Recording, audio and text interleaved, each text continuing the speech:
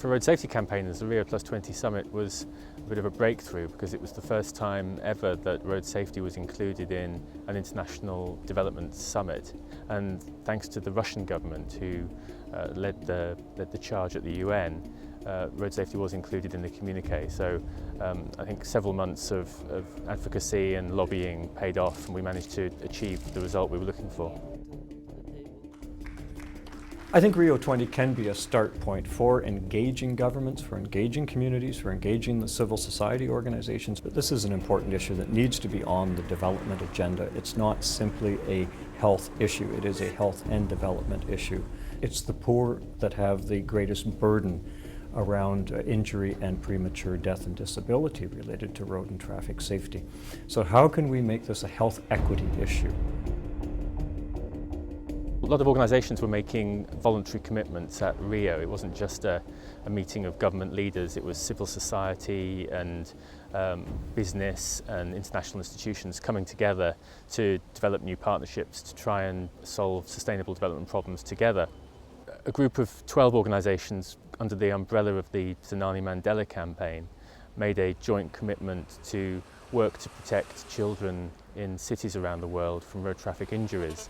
We were joined by organisations like the UN Environment Programme, like Embark, the World Resource Institute, by the FIA Foundation, by Make Road Safe campaign, all coming together to commit resources and time and staff resource to working over the next year in the run-up to the UN Global Road Safety Week to implement projects and to campaign for safer roads for children around the world.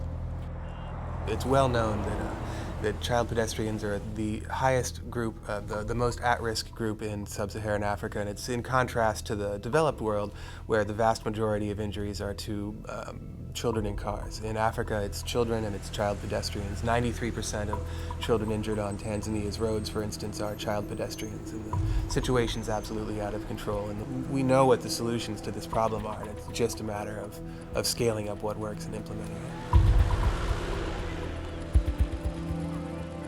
If you want to keep your city walkable and public transport oriented, which are the solutions that the Rio framework is looking for, then we have to completely rethink the future design, the physical design of the city that integrates the safety requirement of the walker and the public transport user.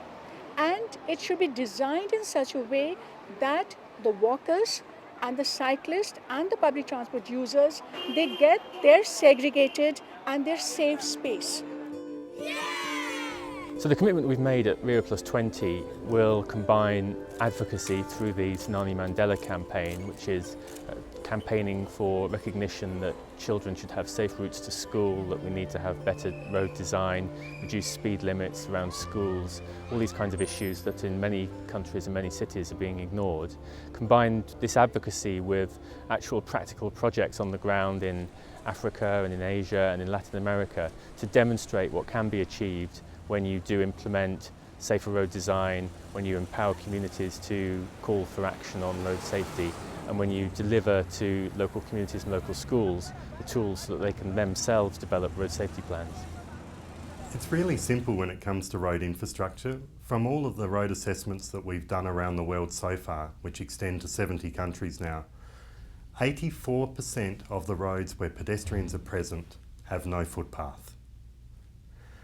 That's crazy. You don't need IRAP to be able to tell you to put footpaths in where pedestrians are present. But you can see there's a huge opportunity for us to just in that one area of pedestrian safety focus on mass action around the world. Let's provide footpaths where pedestrians are. And next year's United Nations Road Safety Week is focused on the safety of pedestrians. What a great opportunity to just make that change across one user group. I think it is a tragedy to lose a child. It's a tragedy for anybody to lose a child, especially somebody whose life is cut off at such an early age. And it's even more tragic when you think that it could have been prevented.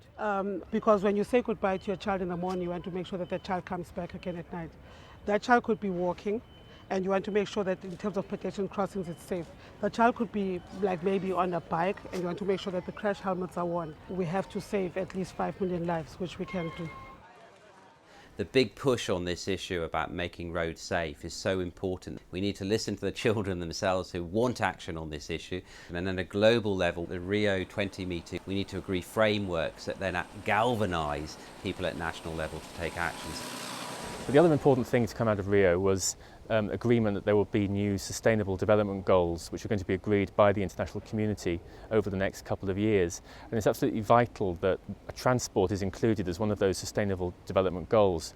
So the focus of our campaigning and our advocacy over the next couple of years is going to be trying to build on the platform that Rio+20 has given us and demanding that the international community includes sustainable transport and road safety as one of the sustainable development goals going forward from 2015.